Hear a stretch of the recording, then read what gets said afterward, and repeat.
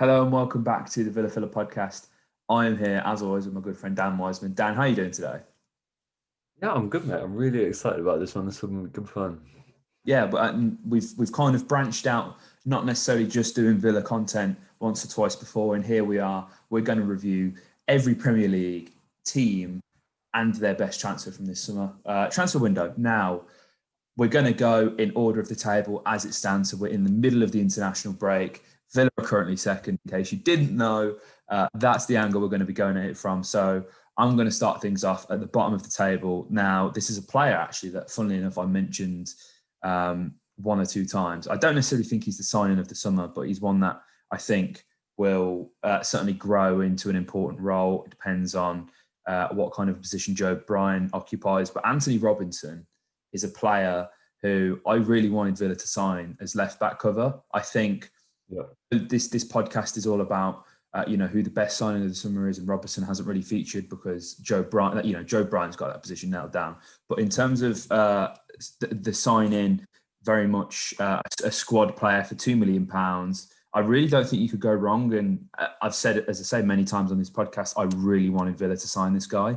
Absolutely gutted we didn't. So he's definitely going to be one for the future. Whether Joe Bryan stays around, I don't know. Maybe if you can push him into a position a bit further upfield, because we know he is very dangerous there.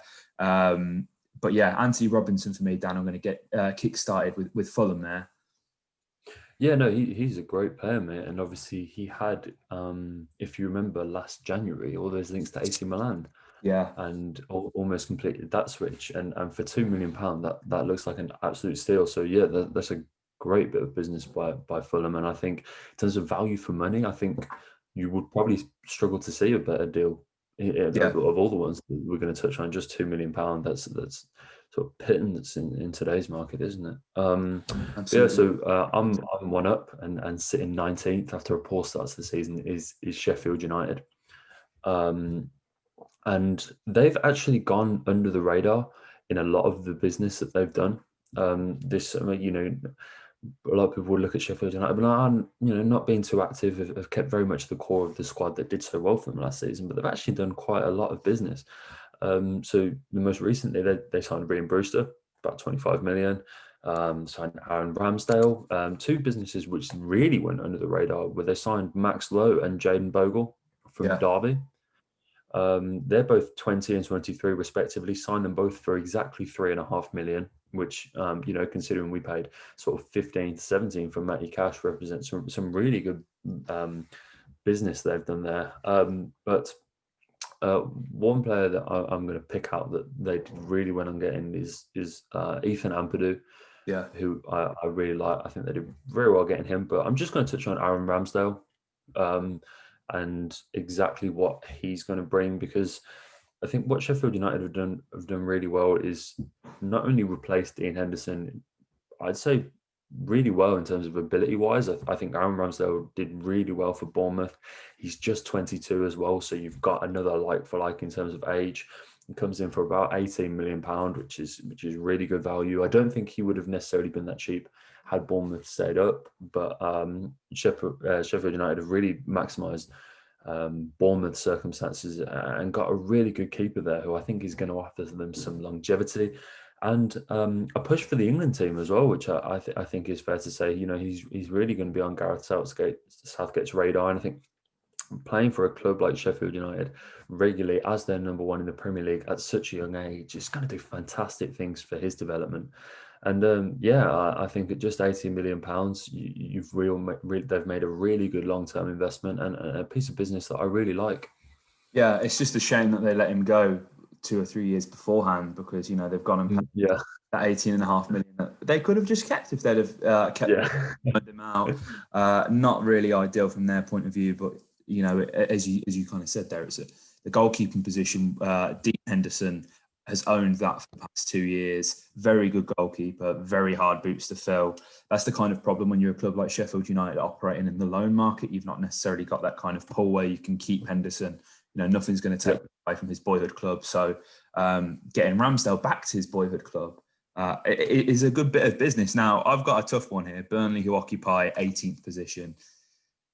They've only signed one player, and that's Dale Stephens. Is it a good signing? I don't really know. Brighton are trying to do something on their squad with Graham Potter. I think he's a manager who I would trust a lot to bring in some good players, and as I'm sure we'll talk about when we get to Brighton, has done so really. So letting Dale Stephens go doesn't really fill me with much joy if I'm a Burnley fan welcoming him. They're operating in a very niche market where the owners aren't really backing Deutsch in the way that they need to be. They're the ones that haven't spent a penny this season. Even on net spend, no outgoings, no ingoings really. So I think Burnley are going to have a really difficult time this season. They could be in for a very long season. I'm not so sure if they'll even get the backing in the January, to be fair. I think the hope with Burnley is Dyche will always just figure it out. I don't really think he's got that much time there anymore. The relationship between him and the board are very public. He needs players, he needs backing. So not a very good window from Burnley, Dan, I passed the baton back to you. We're at West Brom now, who sit in 17th place. They've done a fair bit of business, Dan, haven't they? Yeah, they've really been quite active. They haven't spent a great deal. So in terms of just out and out transfer fees, it's around 25 million, which isn't a great for a club coming up from the Championship. It's not a sort of a vast sum of money. But at the moment they sit above the relegation zone, which I'm sure if you offered 17th place to West Brom at the end of the season, they'd snap your hands off for it. That's ultimately their target. I can't imagine it matters too much about how they do it, just that they do it. And in very similar circumstances to us last season. It's just didn't matter how we were above that red line, just that we were. And I think the most important thing for West Brom is that you can't really signal a particular deal that they've done very well. It's just sort of getting the band back together as they were, and something that was so important to Villa when we came up, signing the likes of Tyrone, and unfortunately we weren't able to get the likes of Tammy back permanently, Axel. But for West Brom, getting Matheus Pereira back, getting Grady Diangana back, they've just announced the loan deal of Filip Gravinovic from Benfica. And so that trio was so intrinsic to them getting promoted. And I think just for West Brom, allowing that squad to get a shot at the Premier League and some very risk-free transfers for West Brom, because you know exactly what they're going to offer you. They know exactly how they're going to fit into the core group of the squad because they've already been there for a year and they've done very well, respectively. Especially Matheus Pereira, I think, has adjusted really well. I mean, in that Everton game where they lost 5-2, he scored a great free kick. Grady Diangana scored as well in that game. And I think whilst West Brom are going to struggle, they've added Branislav Ivanovic, which is a crazy signing. And he'll offer them at 36 a wealth of experience. But on the whole, I think they could have really done with a marquee signing, someone that added real quality and something for the fans to really get excited about, a really well-established name to just add some quality into that 11. But look, there's a squad there which will make a real fight of it for Premier League survival. I do think ultimately that they will go back down, but if you're a West Brom fan, they're all so excited about getting that trio back that got them promoted, and rightly so, because they are very exciting players. Yeah, and I like Bilic a lot. I rate him so highly. It's a shame he's at West Brom, so I can't really enjoy his managerial antics too much. But for him, you've got to feel sorry for him in terms of the backing. They've made signings, but as you say, 25 million, not really a lot. Signing Branislav Ivanovic in 2020 is a very football manager move, I think. It's the kind of I don't want to say desperation, but it's the kind of signing you make when you're not quite getting targets, and it's a player who needs to find a payday.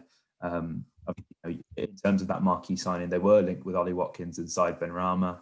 The latter of the two may still happen, yet to be decided. But obviously, we ended up with Ollie Watkins, so that's great for us. And a team in 16th, Dan, which I never thought I'd say this, Manchester United. And I don't know about you, whilst I enjoy it, seeing the struggles of Manchester United, I find it incredibly frustrating because the issues at the club are so blatantly obvious. They need a centre half. Ollie's not the man. They need legs in the midfield. And they, then they've got a squad that could compete. I don't think Ollie's the man, and he hasn't been backed. He apparently wanted Grealish. He wanted Sancho, but that whole saga in the summer, United were playing chess and Dortmund were playing checkers. It was never going to happen. And Sancho just merely papers over the cracks there. The forward four of Rashford, Martial, Greenwood and Pogba is more than good enough to mount a Premier League title charge, in my opinion. Alex Telles is probably going to be, for me, the signing of the summer for them. I don't think they needed Cavani. I look at Donny van de Beek and I think as well, that's just another sort of papering over the cracks. United fans seems to think he can operate at the base of this midfield, but I do genuinely think Donny is much more of a box-to-box. He's a passer. He wants to, make these audacious 30, 40-yard passes. We all saw the Ajax team that got to the semis, and Donny van de Beek did not sit at the base of that midfield. So Alex Telles, I think if you're looking in terms of value for money, they've probably got one of the top 5 left backs in the world for £15 million. If they'd have waited, could have been free next year. But, I think Ed Woodward was clearly just trying to get the fans off his back. But United are in desperate need of centre-halves. Not a very good window for them. And Ole Gunnar Solskjaer, for me, has got to go. I think it's one of those where, look, I completely agree that Ole isn't necessarily the man for that task. I'm not his biggest fan, but there is a part of me that feels for him, because me, as Villa fans, mate, we can spot a toxic club when we see one that is rotting from top to bottom. Man United have tried Alex Ferguson's prodigal son in David Moyes. They then moved on to ex-Holland, ex-Barcelona, Louis van Gaal, a very reputable choice. They then switched from that and tried, you can't get a more renowned manager in the world than Jose Mourinho, and they've gone down that avenue. And then they've tried the sort of trending club legend route with Ole, and that's 4 different profile of manager, none of which have worked. And I think that's a sign that there is bigger issues at the club, other figures that need to go. And I think that club is desperately in need of refreshing from the top down. To be honest with you, Edward is often very much the face of that. But I think it's an unfortunate circumstance whereby I don't think many managers in the world could go in and succeed. No. Now, I think it's going to take a sort of a 9 revolution at Man United to create an environment in which that club can flourish again, because you can add Pochettino if you want to. You can add Allegri or whoever. You can pick the name out of a hat, choose any manager in the world that they want. But at the end of the day, you had someone like Jose Mourinho go in there, or someone like Louis van Gaal go in there. And if you can't just play sort of elite manager roulette and just keep firing elite managers at that club and waiting for one to stick. You have to be logical about these things. And so, look, I think the business that they've done isn't bad, as you say. I like a lot of the players that they've signed. But I think potentially the best deal that United could do is one further up the food chain, and moving up to the club ahead of them, which is weird, is Brighton. Another club who have been very, very active in this transfer window, I think it's fair to say. But they've done their business really, really well. That they've spent just 20 million, I think, and for that they've signed Adam Lallana, Joel Voutman, Jan Paul Heke, Adi Zakiri, and then recently, I think it was on deadline day, maybe the day before, 2 guys from the Ekstraklasa over in Poland. They signed Jakub Murder, who is actually the player that I want to speak about. So they've loaned him back to Lech Poznan. So it seems a little bit weird speaking about a player that isn't actually going to play in the Premier League this season. But he's 21 years old. He plays in midfield. He's already been capped for Poland. He's a really dynamic centre midfielder, someone that gets a lot of goals, a lot of assists. He's already played 40, 50 odd games for Lech Poznan, who are the biggest side with Legia Warsaw in Poland. And yes, to be captain that Poland midfield, who there's a lot of talent there. It's a very underrated side in Europe, is that Poland side. There's a lot of talent, and he's sort of emerging onto that scene at 19, 20 years old. They picked him up for just 9.9 million. As I said, it's very similar in terms of the long-term deal that I was talking about for Ramsdale, whereby I don't think we're necessarily going to see Brighton profit on this for another few years. But, Lallana, Veltman, who's paid almost 200k for Ajax to pick him up at the age of 28 for 900k. Yeah. Some really admirable business. There's been some weird outs at Brighton as well. Aaron Moy went to China. Yeah. To Shanghai, which was strange. And obviously Fulham permanently signed Knockout, which I don't think is necessarily the worst bit of business for Brighton. I think offloading him, someone that sort of plagued them with inconsistencies and stuff like that is good. And they're a good squad that can play good football. I don't know how they do over a 38 game season. I picked them for relegation in our Premier League preview, and I do think they'll end up down there sort of at the end of the season. But no, I think it's some very admirable business, mate.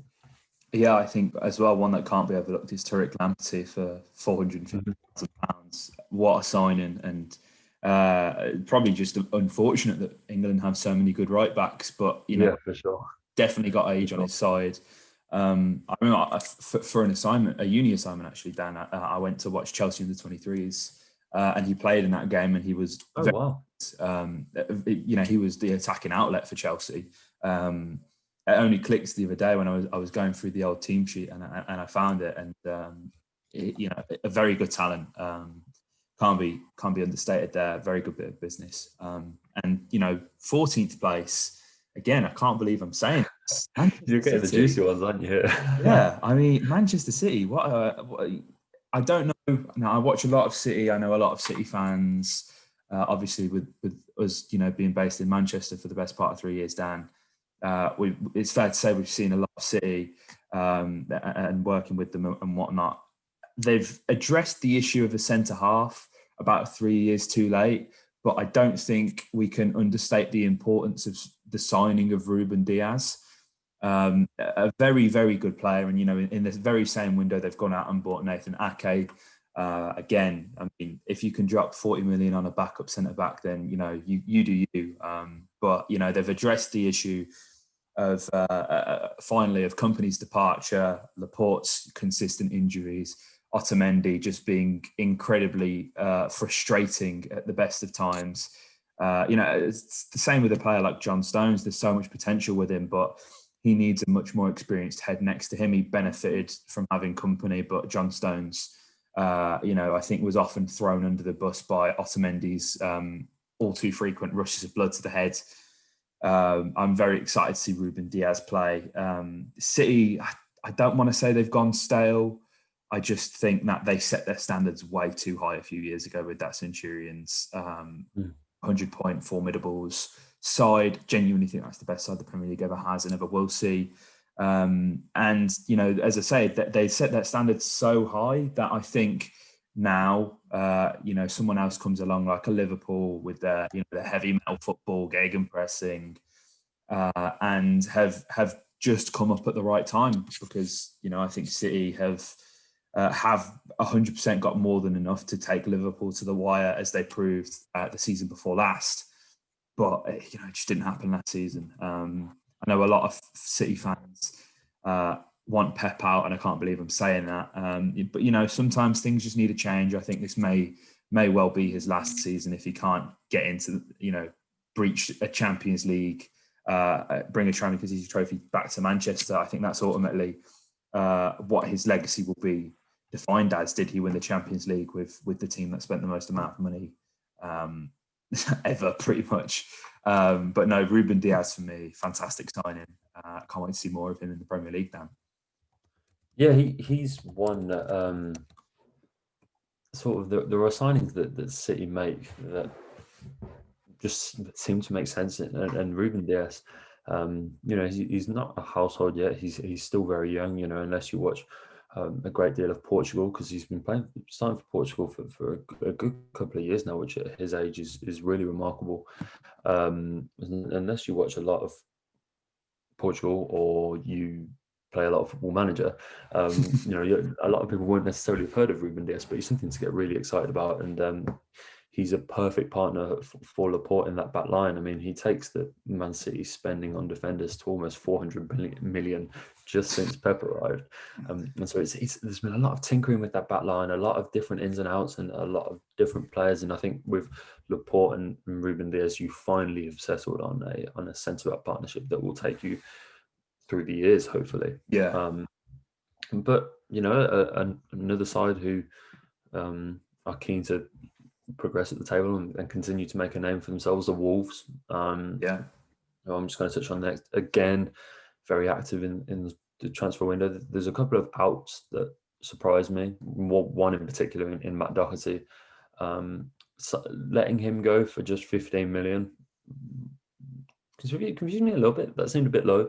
I was surprised that Wolves were A, willing to sell him, and B, to a rival. I think it has to be said in Spurs, a direct rival for the spots that they want to be occupying, and a fee that low, that surprised me. But you know, to each their own, and they've replaced him very well in Nelson Semedo. They spent another 12 million. That was a 27 million pound deal, but they've replaced him very well. And I think Semedo, he's 2 years younger, Portuguese as well, obviously. There we go.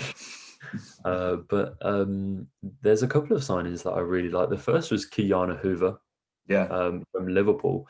They picked him up for 8 million. He's someone that never really managed to stake his claim at Liverpool, but he's just 18 years old. I think he's going to be a great prospect and someone that Wolves fans can really look forward to watching. But Fabio Silva is the obvious one to touch on when it comes to Wolves' business. £36 million for this 18-year-old. When he was 17, he became Porto's youngest ever starter. He literally just turned 17. He was 17. His birthday was 17 years and 22 days. So he was practically a 16-year-old when he started for Porto. Got a few goals last season.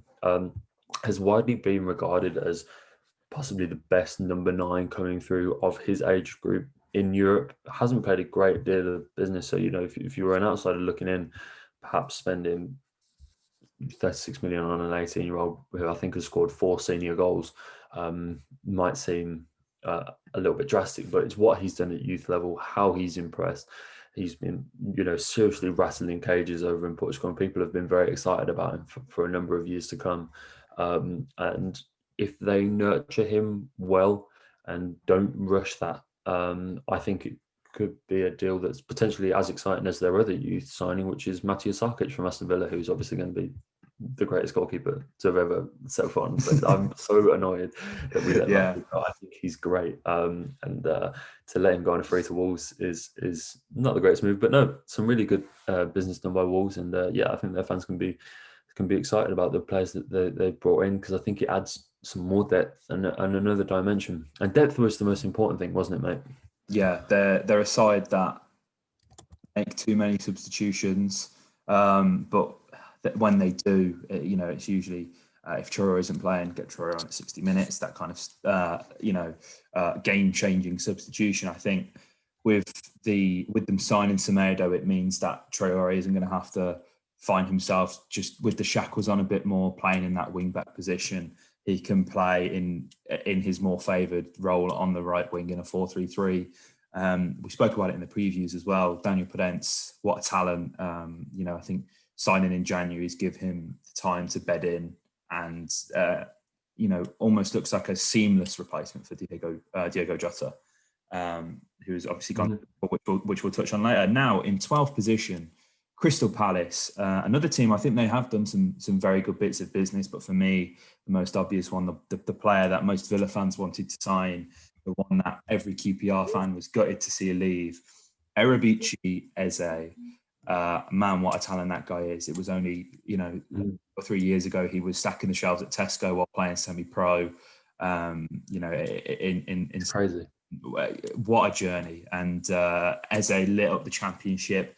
As we were talking about in the last podcast, Dan, on Wilfried Zaha, when teams are shutting him down so often, it's so important to have another sort of creative outlet, take the weight off the shoulders. I know Palace fans adore Zaha in the same vein that we do Grealish.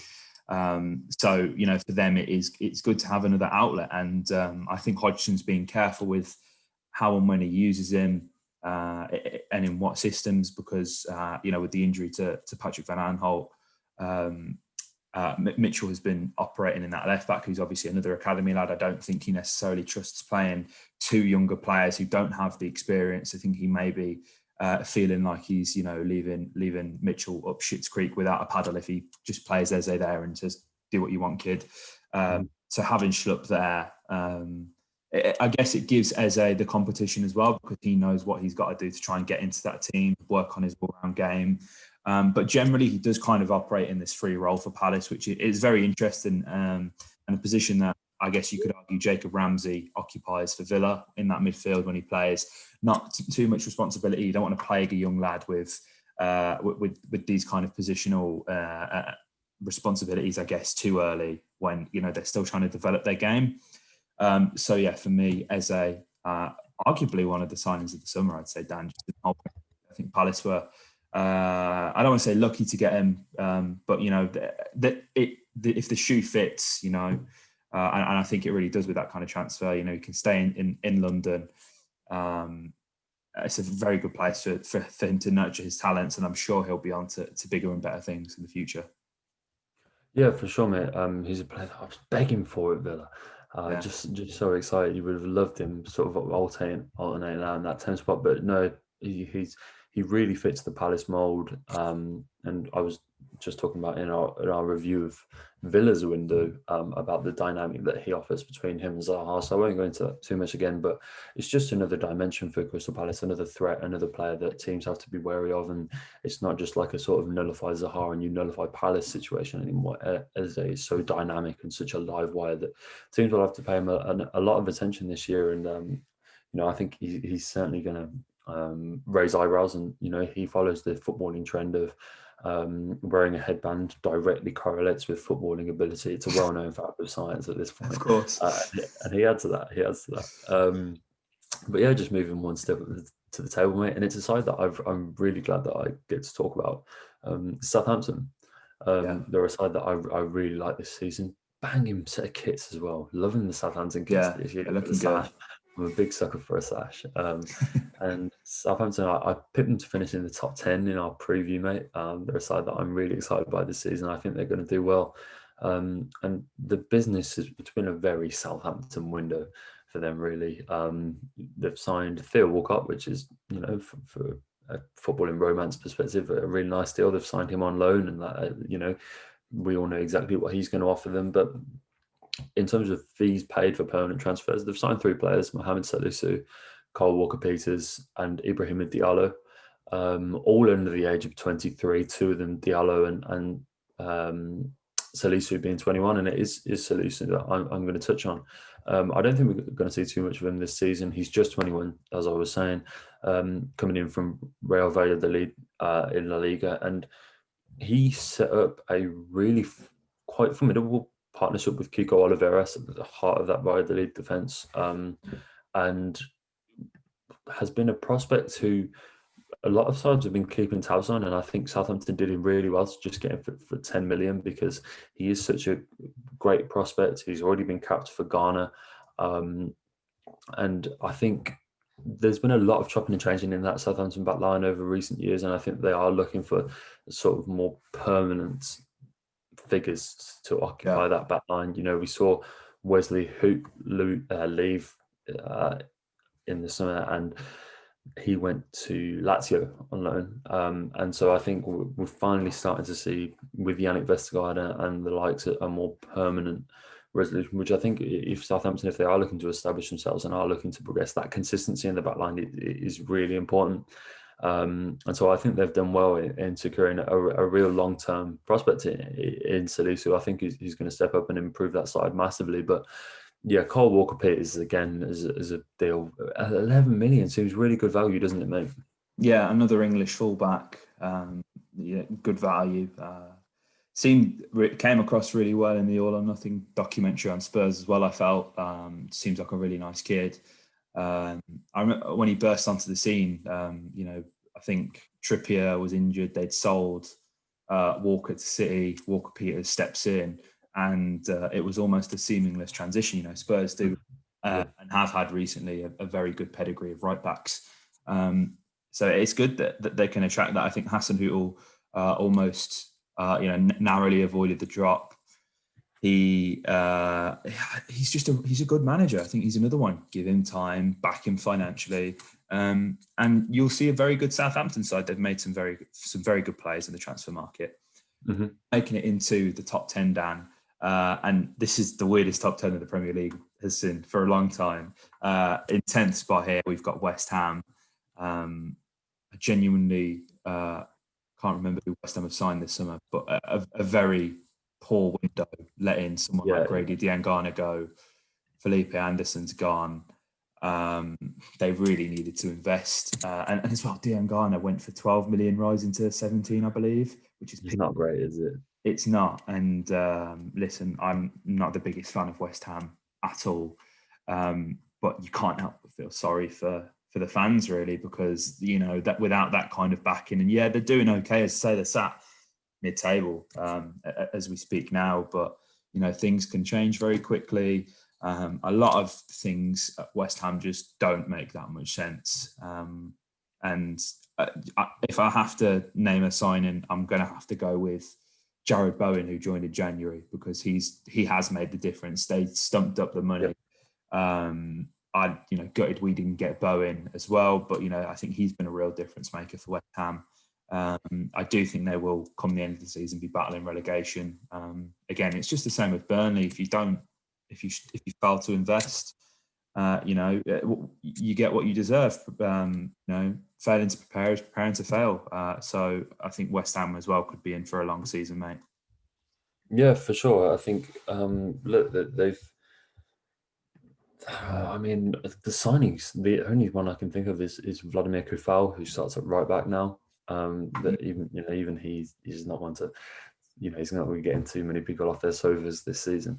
But they did really well. I have to say. I mean, they're really riding the Antonio wave at the moment. They did really well against Leicester. And I think they beat Wolves 4-0 the week before that. So, that you have to give credit to what, I was going to say David Moyes, but it's actually Alan Irvine, isn't it, at the moment? Yeah. David Moyes is still so isolating. So shout out to Alan Irvine, manager of the month. But no, another side, which, speaking of feeling a bit sorry for the fans and owners and all that, is the side above them, which is Newcastle. And for once in a lifetime, get your camping phones out, people, because I'm going to praise Mike Ashley, because Newcastle have had a really good window. Yeah. They've been really shrewd. I mean, so they've signed Ryan Fraser, Jeff Hendrick, Mark Gillespie from Motherwell, who's a goalkeeper, Jamal Lewis, and Callum Wilson for 35 million, which is great. That's business. Really good business. I think Ryan Fraser and Callum Wilson bring obviously existing chemistry, and I don't think that can be understated. That winger striker dynamic that they can just carry straight across from Bournemouth. It's not like they have to establish that connection. They bring that with them, and I imagine it's a sort of, they must have spent a lot of time on the phone to each other saying, if you go, I'll go. And I imagine there was an extent of that. And I think Newcastle fans will be excited to see what they can add. As I said, coming together straight from Bournemouth, and arguably their two best players. Yeah. But Jamal Lewis, great underrated player. Signing. Like him a lot at left back, mate. 14 million, just 22 years old. I mean, Max Aaron's attracted a lot of the headlines on the off. Obviously, it flanked, didn't he, for Norwich last season? But Jamal Lewis was doing very, very similar things on the left. I really like what he offers defensively. Is a sort of a two-way fullback. I think he's nice and solid. There's a lot of potential there, a lot for him to grow into. And £14 million, a really foolproof deal. But yeah, it is Callum Wilson, which you would pick out as the pick of the bunch. He's going to be Newcastle's go-to man this season. If they are to make strides and progress at the table, I mean, they're sat in 9th. If they want to maintain anything like that, he's going to be pretty key to that. Yeah, absolutely. And a newly promoted side again here, Leeds, obviously were the champions last year in the Championship, and have signed a lot of players. They've signed 13 players, which no one's talking about. I guess that's just a Villa thing. But A lot of them trying to keep the squad together. I think for me, the main one, Jack Harrison on loan from Manchester City. Very interesting career trajectory from him playing soccer out in the States for, I think, Chicago State University. Gets picked up by New York Red Bull, obviously part of the City Football Group. NYCFC, sorry, not New York Red Bull. Manchester City signing him, loaning him back out. He's had a few stints at Leeds now. I very much like what he has to offer. Also, Rafinha is an exciting one as well, I guess. They announced him the other day on deadline day with a plate of fish and chips, which was funny to see. So fair play to the Leeds admins for that. But yeah, I think Jack Harrison is quite important to how Leeds play. And Bielsa, just what Bielsa does with his players and how he develops them. I think, you could pick any of their signings really, apart from Notch, the left back from the Bundesliga that they signed. I think he's had a pretty awful start to the season. But Bielsa makes these players better. So you could genuinely go for any of their players, but I'm going to go with Jack Harrison. And I think as well there is an avenue there for him to join Leeds permanently. I can't imagine he's going to be wanted or needed at Manchester City, and if they can get a cool 20 mil from Leeds for someone as talented as Harrison, I'm sure they'd take it. Yeah, I think Leeds have done some much needed business, to be fair, but I trust Bielsa with the players he's brought in to ultimately just get the job done. Yeah, absolutely, mate. I think with Bielsa, it's a sort of very much what, as you said, what the players become. Yeah, that team is very much more than a sum of its parts. If you look at the 11, it's not on paper. No one jumps out at you, do they? I mean, obviously, no. Rodrigo is exciting. I like Matthijs Klick in that midfield, and there are plenty of good players there. But there's no sort of, if that was under any other manager, you would be a little bit worried for Leeds, aren't you? But it's the dimensions that Bielsa adds and the way that he's able to add cohesion and chemistry to that side to that makes you think that they're just that tactically different and resolute to survive in the league. And I think we saw that in their last game against City, a hard-earned 1-1 draw. They very went toe-to-toe with City, and I think a lot of City players were very, they were full of praise for Leeds, and aside, not many teams that come up managed to go toe-to-toe with Man City and give them a game like they did. So yeah, Leeds look good, and but yeah, moving on to the side that have possibly had the busiest window in all of Europe is Chelsea. Yeah. I'm going to touch on this fairly briefly, mate, because I think a lot of people have heard exactly what Chelsea are about, all the business that they've done, and it's for all the business that they've done coming in. I'm going to offer something a little bit different to all of the discussion and talk about what they've done going out. And there's one transfer which I think might honestly be up there with their best pieces of business. It's actually a player that they've sold. They sold Alvaro Morata back to Spain to Atletico, who then loaned him to Juve, and he's gone there. That fee was 50 million. How did they get that much money? Morata. How did they do that? Insane. How did they do that? That's really rather remarkable, and yeah, I just want to say shout out to Chelsea, because that is a player that they've been wanting desperately off their books. And look, this is nothing to do with the fact I do like Morata. I think he'll offer a lot, and it puts him in the right system, in the right place, in the right environment. He's a good player, but for Chelsea, it would have been known so desperately they wanted him off their books, and to let him go for £50 million is recuperating almost all of the transfer value that they spent on him not long ago. I think it was about 60 odd that they bought him for from Real Madrid. Considering what he's not done at Chelsea, and getting 50 million, it is great. But yeah, obviously, incomings: Thiago Silva, Malang Sarr, Edouard Mendy, Hakim Ziyech, Ben Chilwell, Timo Werner, Kai Havertz. It's a FIFA career mode window. It's absolutely nuts, mate. But just to throw it back to you on this one, do you feel that potentially Chelsea have signed too many good players? Like, can Lampard handle this influx of talent and high-profile names after just one season working with effectively Chelsea's under-23s? It's a big step up. Do you worry at all? There's egos with it as well, and for me, Lampard has one of the biggest egos in football. I do actually quite like him as a pundit. I find him quite honest and refreshing when he did work with BT and ITV and things like that. As a manager, I can't say I rate Frank Lampard at all. I think he benefited at Derby from having Mason Mount, Fikayo Tomori, players like that, and coming into the Chelsea job with them players, he kind of knows what he's already going to get. I think it kind of poses the question: should these big teams have 4 yearly self-imposed transfer ban to develop these young players and give them opportunities, which I think is a brilliant idea. I'm fully in agreement with you on that one, Dan. I think there are just too many egos, and it's such a FIFA career mode transfer window. No club or team or director of football draws up their list, which would include all of those targets, and right, we'll land in every single one of these. It just doesn't happen, and I guess they've had the hindsight of having a few years to prepare for this. But I just don't see it working for Chelsea. And, especially you just got to look at someone like Ross Barkley, who's come to Villa. He's not going to get in that Chelsea team, no matter how well he performs at Villa.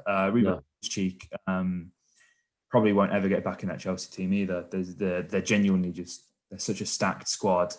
And it's been an interesting window, but they've not really performed too well. So as for Tottenham, who are sat in 6th place in the table, Dan, it's been an interesting transfer window for them really as well, because obviously we all saw the All or Nothing documentary. It was very obvious, not only in the performances, but just the players. It's not a very Jose Mourinho side, and I still don't think it is. It's getting there, but it's not where I can imagine Jose would really want it to be. We kind of spoke on the Doherty transfer earlier, 15 million. Obviously, George Mendes is behind that one. I think that's very much one for me, one for you. So I think we, whether it be a Spurs player or another Mendes client that we see further down the line come to Wolves for a very cheap fee, then I don't know. But in terms of players they signed, I really like Højbjerg from Southampton who joined. But I think the big one is obviously Vinicius, who joined from Benfica. Yeah. Very big talent, and I think they needed cover up front. He's a very big prospect. Don't expect him to hit the ground running straight away. We've seen some strikers from the continent struggle initially, but for signing them, very exciting. And of course, Gareth Bale, when he's fit, will absolutely be the signing of the summer for Spurs. I'm so excited to see him back in the Premier League. He's one of them players who I just rejoice watching. Even when he scored that free kick against us at Villa Park, you just can't be mad, because Gareth Bale on his day is the best player in the world, and there's not much room for discussion on that front. I don't think he's incredible. I'm so happy he's back in the Premier League. He's capable of doing things that no mere mortal could even imagine. Running off the pitch around Mark Bartra in the Super Cup. Yeah, that sticks, doesn't it? Yeah. The bicycle kick in the Champions League final against Liverpool. Like, this isn't a normal player, man. He is so good, and I just hope that he doesn't look back on his career and how it went with Madrid and felt like he ever wasted his time. I think he's at the moment he's very much stood by his word and gone, well, do you know what? If you're not going to play me, that's fine. And I've got a lot of time for that. I just can't help but feel that he may be feeling like his best years are just going by him just a bit too quick. So that's why he's come back to Spurs. And I'm so excited to see him play, Dan. Yeah, me too, mate. Me too. We love a romantic deal like that, don't we? Yeah. But once he's fit, mate, he's a scary prospect. It's going to be a little while before we see him operating at full capacity. But it's a good signing under Mourinho, and I imagine he's sort of bought into where the club's going. It's only a loan as well, which is good for Spurs. So that if he never manages to get back up to full fitness, we know he struggled with injuries mightily in the past. It's relatively risk free. I imagine there will be a pretty hefty loan fee with that, but you can't they desperately need someone to cover Kane. We saw the amount of problems they had when Son and Kane got injured last season, and the troubles that they had trying to find another source of goals in that side. And I think Bale, when he's fit, will offer them that. But yeah, moving one above them, side in fifth, almost at the business end of the table now, mate. Almost. Is Liverpool. Weird start to the season for them, showed far more cracks than they ever did last season. I think it's blown the title race wide open. But just looking at their signings, Diogo Jota, obviously nice bit of business. I like that. Just 23 years old. I think he adds a nice rotation into that front three and takes some of the weight off the likes of Sadio Mane. And he scored on his debut as well, which is nice for Liverpool. And he's going to contribute more than a few goals and assists this season. As I say, just shoulders some of the responsibility in that side. But obviously, we're all drawn towards Konstantinos Tsimikas, who is a really. That Liverpool midfield is all about running power and their energy, and it's not a great, it's gone toe to toe with some of the greatest midfielders in the world, but on paper, it's not. It's really not. If you take what each of those players is worth, it's we've seen how it's turned over Barcelona midfields in the past, and those other, but.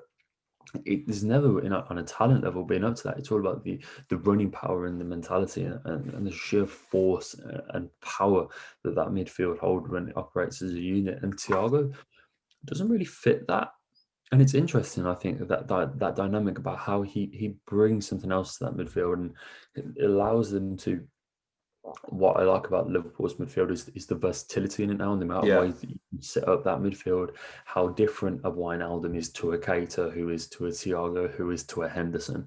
The amount of different profiles they have in midfield, and they can really, when you add Fabinho to that mix as well, really chop and change that midfield. Also to almost to each and every opposition that they play, and how to, if they need to dominate possession more, they can play a Keita and Thiago. Whereas if they need a more resolute midfield, you can put Fabinho in there with Henderson, and there's so many different ways that you can approach that midfield if you're Jurgen Klopp, and I like that they can counter sides now in so many different ways in that midfield, and they'll always have different options on the bench. And I absolutely love the deal. It's like 30 million euro, which is an absolute snip. I mean, he's not even 30. There's still plenty of years in Thiago. But yeah, he adds a dimension to that Liverpool midfield, which I don't think they had, and I think will serve them really well going forward. I think there's an argument for Thiago being the gutser of that side. Very similar in styles of play, and I mean, he's just gone to PSV on a free, which is absolutely crazy to think. 6 years ago he scored the winning goal in the World Cup final. But I digress. As we move on to fourth place now, I think Arsenal have had a very good window, but I can't. I find it really difficult to praise them after decisions like letting Gunnosaurus Rex go as bad. It's shout out to Mesut Ozil though. Yeah, that was a nice picture, wasn't it? But that's 100% a power play. Like, he's for as long as I'm here, I will pay his wage. Okay, so Mesut Ozil's fucking stuck at Arsenal forever. Then, well played, Ozil, and your agent. I've got to rate that. But Arsenal, they've not always been very active in the transfer window. I think there's an argument for Aubameyang signing a new deal being their signing of the summer. But definitely, who I'm so excited to see in the Premier League, Thomas Partey, an absolute monster in the middle of the park. But don't let his size, his physical prowess fool you. This guy is a baller. He can pass a ball. He knows he's got a wonderful vision. He can pick out a pass, accompanied with this brute strength and grit that I think Arsenal thought they were getting with Torreira, but I think for want of a better phrase, Torreira at times was a bit of a headless chicken. I very much liked him at the World Cup for Uruguay and what he offers. I just don't think Arteta or Emery ever got the best out of him. didn't really know how to. So it's a deal that makes sense really for both parties. Atleti get Torreira, a player who will undoubtedly fit into the Simeone style of play, and Arsenal have met the release clause for Partey, 45 million. Atleti seem to hold quite a grudge on them doing it, which, to be fair, Arsenal have had the whole summer. Just all they had to do was pay that 45 million, and they didn't. But I don't think that Madrid can hold too much of a grudge, especially considering they've got a replacement on the same day for significantly less, who you could argue may actually suit your team more. So good bit of business, but Arsenal, sort your shit out, man. It's a disgrace how you're letting go of someone who's been at the club for 27 years, but you're offering Partey 250 grand a week. I find that sickening, man. Modern day football is a plague, and that's what I've got to say on that one, man. We've got Leicester next. I'm actually quite jealous of you talking about this one, Dan, but I can imagine I know exactly who you're going to pick as their signing of the summer. Someone who's lit the Premier League up this season. Yeah, man. I like everyone. It's so easy to like Leicester at the moment, isn't it? Yeah. They're really doing great things. They've signed Wesley Fofana from Saint Etienne, who's a monstrous prospect. That was 30 million. That sort of came out of nowhere, and what a signing to get excited about he is. But it's hard to overlook Timothy Castagna. What a player, man. As soon as he signed, straight in my fantasy team. Just powers forward. And I loved what he did for Atalanta under Gasperini last season. Atalanta really impressed in all the divisions, didn't they? Doing so well in the Champions League, doing so well in Serie A. He played 27 times for Atalanta last season, 6 appearances in the Champions League. Belgian, just 24 years old, and he's so attacking, so dynamic. Really offers some just a really fun watch down that right hand side. I think for 20 million, it's a great bit of business because he perfectly encapsulates what it means to be a modern day fullback, and will really add something down the right that Pereira did for Leicester. And yeah, I'm just really excited to see what he can become. He can offer spirit on both the left and the right. And that versatility to replace Chilwell is important. There's so many different aspects of this signing which I like, mate. And I think he's going to be a real unsung hero of the Premier League this season. FPL managers, get him in your team. He will get you points. Just don't do it next week because he's about to get battered by Ollie Watkins. Do it the week after. Yeah, of course. And in second place, obviously Villa. Now, if you haven't seen our transfer window review, that will be linked in the description, probably in the end card as well. So we encourage you to check that out. But just briefly, signing of the summer, we said it in the video, Emi Martinez, what I've done, makes all the difference having a keeper like him for the price, what we're getting. So happy with Emi. Very good signing. But, there's a case for all of our signings that there could be signings of the summer. We just have to wait and see. Now, obviously, top of the league, Dan, I'm envious that you get to talk about this one because, again, there's so much to like about Everton. Don Carlo has made so many signings. A very good one on deadline day, and Ben Godfrey as well. Certainly one for the future. What a window they've had. What a season they're having. Dominic Calvert-Lewin scoring for England last night, obviously, as well. Depending on when you've seen this, hopefully he scores again, so this podcast is still relevant. And I was talking about that game, but of course I was talking about the Wales game. But man, Everton, what a window they've had, Dan. Mate, it's so hard to pick Everton's deal of the summer. Ben Godfrey, great deal. Alan, Abdoulaye Doucouré, James. I mean, obviously, that's probably going to be one of the pick, given the impact that he's had. I think Robin Olsen is some great competition for Jordan Pickford, who's looked to be a little bit shaky. They managed to get some players out as well, which I think they needed to, like some Morten Schneiderlin, Martin Stekelenburg, Sandro. They got a nice loan from Moise Kean to PSG. A lot of deadwood they were letting go. Cuco Martin went, Oumar Niasse went, Theo Walcott went on loan. But yeah, James Rodriguez, mate, where do I start? What a player. That Everton midfield is such a scary prospect, and he links up with Ancelotti who signed him at Real Madrid, who brought him with him to Bayern Munich, who's now taking him into Everton, knows exactly how to get the best out of him. I don't need to talk too much on James Rodriguez because everyone knows the kind of player that he is and what he offers that Everton side. But they make Everton a very likeable, very intimidating team this season. And as I said, mate, that with Liverpool's start to the season, the title win race has already been blown wide open, and 4 wins from 4, 12 goals scored, nice 7-goal difference already. If they can clean up, they've conceded 5 goals, a majority of which have been Jordan Pickford mistakes, and so if they can clean those up, there's a very likable defence there too. And Everton fans should be really excited, man, because I think they could do some real damage. I have to say, I thought this season would be one season too early. And I said that in our Premier League preview. I thought it would take a season for Ancelotti to get all these parts together. They've sort of had a Chelsea-like window where they've brought so many exciting players in. I thought it would take 6 to 8 months just to get everyone together and get them playing the football that Ancelotti wants. I don't even think he could have anticipated this start to the season to be sat top of the table going into mid-October. No. But no, I've got to hold my hands up and say that I was wrong. And how excited it is to be an Everton fan at the moment. Liverpool come to Goodison next in the league, which is going to be one hell of a game. It really will be. And, I'd say I'm envious of Everton, but we're sat in second. So I'm just enjoying our own window down, how we've been doing. But yeah, there's so much to like about Everton. There really is. It's good to see it happen to a big club as well. I hate to see it happen to anyone else, but no, I've got a lot of time for Everton. And I think that probably rounds up the podcast there, Dan. If you guys enjoyed this podcast, hit the like button, comment your thoughts below on who you think the signing of the summer was. We really want to know. There's so many that there could have been, but I tell you, it's definitely not Dale Stephens, so don't put him in the comments. And if you enjoyed, obviously subscribe to the channel.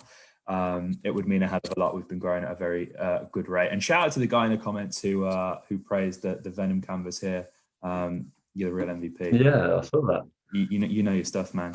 As I say, if you enjoyed, like the video, comment your thoughts below on the Premier League signing of the summer, and subscribe for more content. Up the Villa. Chest is essential to fulfilling this got potential. It's a main man, a hero. He's the main leader of the gang.